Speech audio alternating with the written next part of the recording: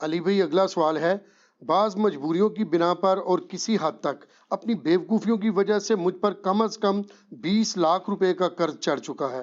بظاہر اس قرض کی اتنی بڑی رقم تو اتارنے کی کوئی بھی امید نظر نہیں آ رہی۔ پلیز مجھے کوئی ایسا وظیفہ بتا دیں کہ میرا قرض اتر سکے، میں آپ کا بہت ہی مشکور ہوں گا، جزاکم اللہ خیر۔ جزاک اللہ خیرہ۔ دیکھیں میرے بھائیو، وظائف کی اہمیت اپنی جگہ ہے، لیکن اللہ تعالیٰ نے دنیا کو اسباب کے ساتھ جوڑا ہوا ہے۔ یہ نہیں ہے کہ آپ غلط حرکتیں کریں اور پھر وظائف ڈھونڈتے پھریں۔ آپ اپنی زندگی کا خود احتساب کریں کہ آپ معاملات کو کس طرف لے کے جا رہے ہیں، کیوں آپ نے اپنے اوپر اتنا زیادہ قرضہ چڑھا لیا ہے۔ ہم اپنے لیونگ سٹینڈرڈ کے اوپر بھی کمپرومائز کرنے کے لیے تیار نہیں ہوتے۔ آپ اکثر لوگوں کو دیکھیں گے کہ وہ چاہے قرض اٹھانا پڑے، وہ اپنی کسی شادی کی سرمنی کو، کسی رشتہ دار کی شادی کی سرمنی کو میٹ کرنے کے لیے اتنا خرچہ کرتے ہیں جو کہ امیر لوگ بھی نہیں کر رہے ہوتے، اور ادھار اٹھا کے لوگوں کے پیسے کے اوپر کر رہے ہوتے ہیں۔ اور پاکستان میں تو معذرت کے ساتھ میں نے دیکھا ہے کہ ادھار اٹھانے کے بعد اس چیز کی امید کم ہی ہوتی ہے کہ وہ واپس کرے گا۔ اس لیے ادھار دینے والوں کو بھی ہم کہتے ہیں آپ اتنا دیں کہ جتنا آپ پیسہ ضائع کر سکتے ہیں۔ یہ سمجھے آپ نے ڈال دیا، یعنی اللہ ہی کرے کو کسی کو توفیق ہو واپس کرنے کی۔ ویسے میں نے تو عموماً بہت کم لوگ دیکھے ہیں جو واپس کرنے میں کامیاب ہوتے ہیں، اور یہ بڑا کرٹیکل ایشو ہے۔ صحیح مسلم میں حدیث ہے، نبی صلی اللہ علیہ وآلہ وسلم نے فرمایا کہ شہید کے تمام گناہ معاف کر دیے جاتے ہیں سوائے قرضے کے۔ اور پھر آپ کے فرمان ہے، اس میں الفاظ ہیں کہ مجھے جبرائیل علیہ السلام نے قرضے کے بارے میں بہت تاکید کی ہے۔ اور بخاری اور مسلم دونوں میں حدیث ہے، نبی علیہ السلام کے سامنے اگر کوئی جنازہ لایا جاتا اور آپ کو پتہ چلتا ہے یہ مقروض ہے، تو آپ کہتے ہیں میں نے اس کا جنازہ نہیں پڑھنا جب تک کہ اس کا قرضہ کوئی نہیں اتارتا۔ ادروائز آپ فرماتے تم خود پڑھو، میں نے نہیں پڑھنا۔ یعنی آپ ایک ڈومیننٹ پرسنالٹی تھے، تو آپ یعنی ایک پروٹیسٹ کے طور پہ نہیں پڑھتے تھے۔ پھر اسی حدیث میں بخاری مسلم کی آتی ہے کہ جب اللہ تعالیٰ نے آپ کو وسعت دے دی غزوہ خیبر کے بعد، تو پھر آپ نے آیت تلاوت کی، النبی اولیٰ بالمؤمنین من انفسہم وازواجہ امہاتہم۔ نبی علیہ السلام مومنین کی جانوں پر ان کی جانوں سے بڑھ کر حق رکھتے ہیں، اور نبی کی بیویاں امت کی مائیں ہیں۔ تو پھر نبی علیہ السلام کو جب وسعت ہوئی تو آپ مقروض کا قرضہ خود ادا کر دیا کرتے تھے اپنی جیب سے، یعنی وہ بیت المال میں سے، خمس میں سے، جو اللہ تعالیٰ نے 5واں حصہ اہل بیت کے لیے، نبی علیہ السلام کے لیے رکھا ہے۔ لیکن بہرحال قرضہ اتارنے کے اعتبار سے تو یہ چیزیں ویسے بھی یہاں پہ تو ہوتا ہے، جنازے کے موقع پہ اناؤنسمنٹ ہو رہی ہوتی ہے، کسی کا لین دین ہے تو وہ کر لے، حالانکہ وہ بس وہ اناؤنسمنٹ ہی ہوتی ہے، لین دین کون دیتا ہے اس طرح۔ تو بہتر یہ ہے کہ اگر آپ افورڈ کر سکتے ہیں تو اللہ کے لیے اس کو معاف کر دیں، قیامت والے دن آپ کو اجر انشاءاللہ تعالیٰ ملے گا۔ تو کوشش تو یہی کرنی چاہیے کہ آپ درگزر کی روش اختیار کریں، لیکن اس کے اوپر آپ کسی کو مجبور نہیں کر سکتے کہ وہ ضرور معاف کر دیں۔ تو وظائف تو بہت سارے ہیں پڑھنے کے لیے، میرے یوٹیوب کے اوپر کئی کلپس وظائف کے اوپر موجود ہیں۔ اسپیسیفکلی قرضہ اتارنے کے لیے مولا علی رضی اللہ تعالیٰ عنہ علیہ السلام کے بارے میں ایک حدیث ہے، جامعہ ترمذی میں یہ حدیث ہے۔ سیدنا علی کے پاس ایک مکاتب آتا ہے۔ مکاتب اس غلام کو کہتے تھے جو کتابت کر لیتا تھا اپنے مالک کے ساتھ اس شرط پہ کہ میں اتنے عرصے میں تمہیں اتنا مال دوں گا تو تم نے مجھے آزاد کر دینا ہے۔ ایک تو ہے نا کہ غلام کو پیسے دے کے دوسرا مالک خرید لے، ایک یہ غلام کہتا ہے کہ نہیں میں آزاد ہونا چاہتا ہوں اور کوئی پیسے دے کے مجھے آزاد نہیں کروا رہا، جس طرح سے کہ سیدنا بلال کو سیدنا ابوبکر نے آزاد کروایا، صحیح بخاری میں آتا ہے۔ حضرت عمر کہتے تھے ابوبکر ہمارے سید ہیں جنہوں نے ہمارے سید بلال کو آزاد کروایا، رضی اللہ عنہم اجمعین وعلیہم السلام اجمعین۔ تو بعض اوقات غلام بھی اپنے مالک سے کہتا تھا کہ میں اتنے عرصے میں کمائی کر کے تمہیں اتنا مال دے دوں گا، تم مجھے آزاد کر دو۔ یعنی جب غلامی کا سسٹم چل رہا تھا، اب تو یہ ایبسلیوٹ ہو چکا ہے، تو اسے کہا جاتا تھا مکاتب، یعنی جو کتابت کر لیتا تھا۔ تو ایک مکاتب سیدنا علی کے پاس آیا اور کہا کہ میں نے جو اپنے مالک سے کمٹمنٹ کی تھی کہ اتنا میں مال دے کے تو اپنی گردن چھڑوا لوں گا، تو میں تو وہ نہیں ادا کر سکا، تو مجھے آپ میری کوئی مالی مدد کریں۔ مولا علی نے کہاں سے مالی مدد کرنی تھی، وہ تو خود زہد کی زندگی گزار رہے تھے۔ تو انہوں نے کہا کہ میں تمہیں ایک دعا ایسی سکھا دیتا ہوں جو نبی علیہ السلام نے مجھے سکھائی تھی، اگر تیرا پہاڑوں کے برابر بھی قرضہ ہوا نا تو اللہ تعالیٰ تیرے لیے کوئی سبیل بنا دے گا۔ تو وہ دعا پھر انہوں نے سکھائی، اللہم اکفنی بحلالک عن حرامک، اے اللہ تو میرے لیے کفایت کر جا حلال کے مال کے ذریعے سے، حرام سے مجھے بچاتے ہوئے، وَأَغْنِنِي بِفَضْلِكَ عَمَّنْ سِوَاكَ، اور تو مجھے غنی کر دے اپنے فضل سے، اور اپنے سوا ہر ایک سے مجھے یعنی غنی کر دے، اپنا ہی محتاج مجھے رکھ۔ کتنی زبردست دعا ہے۔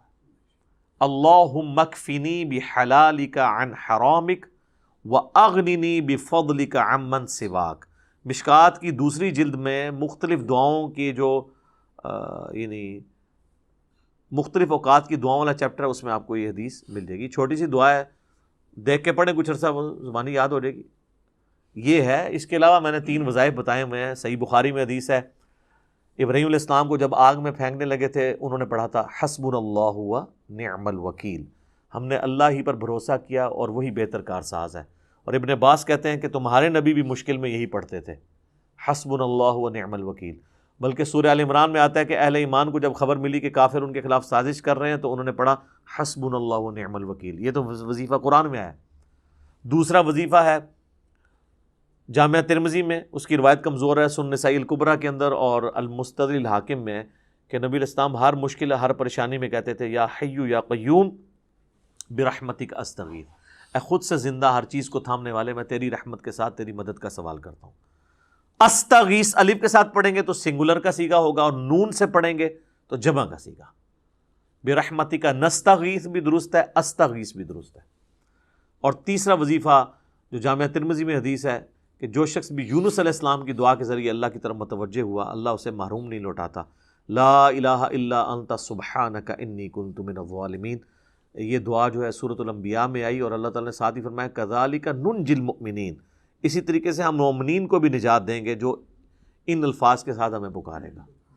حتیٰ کہ سورہ الصافات میں آیا کہ اگر یونس علیہ السلام ان دعائیہ کلمات کے ساتھ ہماری طرف متوجہ نہ ہوتے، پھر اسی دن مچھلی کے پیٹ سے نکالے جاتے جس دن مردے قبروں سے نکالے جائیں گے۔ تو اتنا اللہ کا آپ سمجھ لیں جلال تھا جو ٹھنڈا ہو گیا اس دعا کی برکت سے۔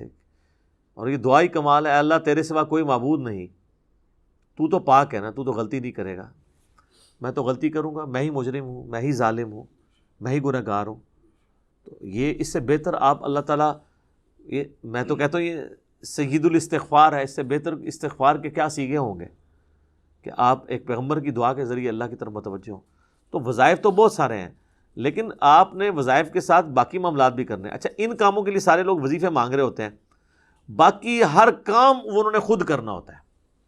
آج تک کسی نے مجھ سے یہ وظیفہ نہیں مانگا کہ مجھے کوئی ایسا وظیفہ بتائیں کہ مجھے نا بس صرف ناشتہ کرنا پڑے، باقی 2 ٹائم کی روٹی کھانی نہ پڑے، میرا پیٹ خود بخود بھر جائے۔ وہ ان کی عقل مان رہی ہوتی ہے کہ ایسا تو پاسبل نہیں ہے۔ کوئی مجھے ایسا وظیفہ بتا دے کہ مجھے سردیوں میں رات کو اٹھ کے ٹوائلٹ نہ جانا پڑے، بس میں وظیفہ پڑھ کے رات کو سو جاؤں، تو خود بخود معاملات سیدھے ہو جائیں۔ کیونکہ ان سارے معاملات میں ہمیں پتہ ہے کہ یہ چیزیں فزیکل چیزوں کے ساتھ جڑی ہوئی ہیں۔ اس طرح کچھ چیزیں ایسی ہیں جو فزیکل چیزوں کے ساتھ جڑی ہوئی ہیں۔ مثلا وہ ابو داؤد، ترمذی اور نسائی، ابن ماجہ میں بڑی مشہور حدیث ہے جو ہم نے بچپن میں اپنی اردو کی کتاب میں بھی پڑھی تھی کہ نبی علیہ السلام کے پاس ایک غریب صحابی آتا ہے اور کہتا ہے یا رسول اللہ آپ میری کو مدد کریں۔ تو آپ صلی اللہ علیہ وآلہ وسلم فرمایا تیرے پاس کوئی چیز ہے؟ تو اس نے کہا یا رسول اللہ ایک بچھونا ہے، وہی ہم رات کے وقت اوپر لے لیتے ہیں، غربت کا سر عالم دیکھیں، اور ایک میرے پاس صرف پیالہ ہے، اور گھر میں اور کوئی چیز نہیں ہے، اور گھر بھی یہ نہ سمجھیے گا وہ کوٹھی ہوگی، وہ تو جھونپڑیاں اور چھوٹے چھوٹے، ایک بڑی مشکل سے ایک فیملی بھی اس میں مشکل سے رہ سکتی تھی۔ آخر میں وہ پیالہ لیا، پیالہ وہ لے کے آ گیا، لکڑی کا ہوگا وہ پیالہ۔ آخر میں کون ایسے خریدے؟ تو ایک صحابی نے کہا کہ میں 1 درہم میں، حالانکہ اس کی قیمت 1 درہم تو نہیں تھی، حضور کا دل رکھنے کے لیے ایک چاندی کے سکے میں خریدتا ہوں۔ تو یہ حدیث آپ کو مشکات میں بھی پہلی جلد میں مل جائے گی، زکوٰۃ والے چیپٹر میں۔ تو آپ فرمایا نہیں کوئی زیادہ قیمت لگائے، ایک اور صحابی کھڑے ہوئے، رسول اللہ 2 درہم میں۔ آپ نے فرمایا 1 درہم سے تو اپنے گھر والوں کو راشن ڈال کے دو، اور 1 درہم سے آپ نے فرمایا کہ جا کے نا کلہاڑا خرید کے لاؤ بازار سے۔ کلاڑے کا بھی وہ یعنی وہ کاٹنے والا حصہ لوہار سے جا کے نا آپ نے اپنے مبارک ہاتھوں سے اس میں دستی فٹ کی، ٹھیک ہے، اور آپ علیہ السلام نے وہ کلاڑا اس کے حوالے کیا اور فرمایا کہ 15 دن تو نے مجھے اپنی شکل نہیں دکھانی، جا جنگل سے لکڑیاں کاٹ اور وہ بیچ کے تو اپنا گزارا کر۔ لو جی، وہ 15 دن بعد آیا تو اس کے پاس 10 درہم ہو چکے ہوئے تھے اور اس نے گھر والوں کے لیے کپڑے بھی خریدے۔ پھر آپ علیہ السلام نے اسے کہا کہ یہ اس سے بہتر ہے کہ تو لوگوں سے مانگتا پھرے، تو خود محنت کر۔ تو نبی علیہ السلام نے امت کو یہ ترغیب دلائی ہے کہ انہوں نے یعنی محنت کے ذریعے معاملات کو آگے لے کے چلنا ہے۔ صحیح بخاری میں حدیث ہے نا کہ نبی علیہ السلام فرمایا کہ اللہ تعالیٰ کے نزدیک پسندیدہ شخص وہ ہے جو اپنے ہاتھ کی کمائی سے گزر بسر کرتا ہے۔ اور پھر آپ نے حضرت داؤد کا ذکر کیا کہ اللہ نے ان کو زرہ بنانے کا ہنر سکھایا تھا، وہ اللہ سے دعا کرتے تھے۔ اس طرح بخاری مسلم میں ملتا ہے حضرت ادریس جو تھے وہ بڑھئی کا کام کرتے تھے، لکڑی کا، جو آپ ترخان کہتے ہیں۔ تو صاحب یعنی انبیاء کرام یہ سارے کام کرتے تھے اور وہ اپنی گزر بسر کرتے تھے۔ اب رہ گیا ہمارے نبی علیہ السلام کا کیس، تو ظاہر ہے کہ آپ کی زندگی تو ایک بہت بڑے مشن سے عبارت تھی۔ میرا پچھلے دنوں ایک کلپ بھی یوٹیوب پہ اپلوڈ ہوا ہے، میں سمجھتا ہوں ایک یونیک کلپ ہے، نبی علیہ السلام کا ذریعہ معاش کیا تھا۔ تو آپ کا ذریعہ معاش تو اللہ تعالیٰ نے پھر اعلان نبوت کے بعد اس کو بیت المال کے ساتھ جوڑ دیا تھا، اور اسی کے تحت میں سمجھتا ہوں جو لوگ دین کے لیے وقف ہیں اور وہ ان کا کوئی ایکویلنٹ موجود نہیں ہے، تو امت کا کام ہے کہ ان کا خرچہ اٹھائے اور انہیں اس کام کے لیے لگا دیا جائے کہ وہ اپنی پوری کی پوری انرجیز یعنی کھپا دیں اس کام کے لیے۔ تو بال اس میں یہ ہے کہ جو بھی شخص یہ کر رہا ہے پھر اس کو یہ دیکھنا چاہیے کہ میں پھر لگژریس لائف نہ گزاروں۔ جو صحیح بخاری میں آتا ہے نا کہ حضرت ابوبکر صدیق رضی اللہ تعالیٰ عنہ جب خلیفہ بنائے گئے تو انہوں نے صحابہ کو بلا کے مشورہ کیا کہ دیکھو میرا تو کاروبار بڑا اچھا چل رہا تھا، تم نے مسلمانوں کی ذمہ داری میرے پہ ڈال دی ہے، تو میں تو یا پھر یہ کام کر لوں یا یہ کر لوں۔ تو پھر صحابہ نے مشورہ کر کے ان کے لیے ایک تنخواہ مقرر کی، اور وہ بھی سبسسٹنس لیول پہ جو ایک مہاجر کو وظیفہ مل رہا تھا۔ یہ نہ آپ سمجھیے گا کہ ان کی کوئی مطلب پرکس تھے، یہ جو آپ کے وہ جو آ رہے ہوتے ہیں جی فلاں کے اتنے سانسیں نکل آئے اور فلاں کے اتنے سانسیں نکل آئے، ان لوگوں کے سانسیں نکل رہے ہیں جو ہمیں سارے مطلب اب الوطنی کے درس دیتے تھے، ٹھیک ہے جی۔ اور پھر ہمیں تو اپنے پرائم منسٹر صاحب پہ گلہ آتا ہے، وہ ہمیں یہ بتایا کرتے تھے کہ جی لیڈر وہ ہوتا ہے، محب الوطن وہ ہوتا ہے جس کی جداد اپنے ملک میں ہوتی ہے، جینا مرنا ادھر ہوتا ہے، جن کی جدادیں باہر کے ملکوں میں ہوتی ہیں تو وہ لوگ آپ کے ساتھ مخلص کیسے ہو سکتے ہیں؟ اب وہ سارے لوگ ان کے ساتھ بیٹھے ہوئے ہیں۔ تو یہ مطلب بھاشن دینا کسی کو بڑا آسان کام ہے، اپنے اوپر جب بات آتی ہے نا تو میں نے تو دیکھا، اللہ معافی دے، جتنا ہم علماء کے قریب ہوئے ہیں نا، جتنا قریب ہوتے ہیں نا تو پھر متنفر ہوتے ہیں۔ یہی حال پولیٹیشینز کا اور باقی لوگوں کا بھی ہے۔ کسی کا اللہ نے پردہ رکھا ہوا علیحدہ بات ہے، ادروائز آپ قریب ہوں تو بڑے تلخ تجربات ہی اس حوالے سے ہوتے ہیں۔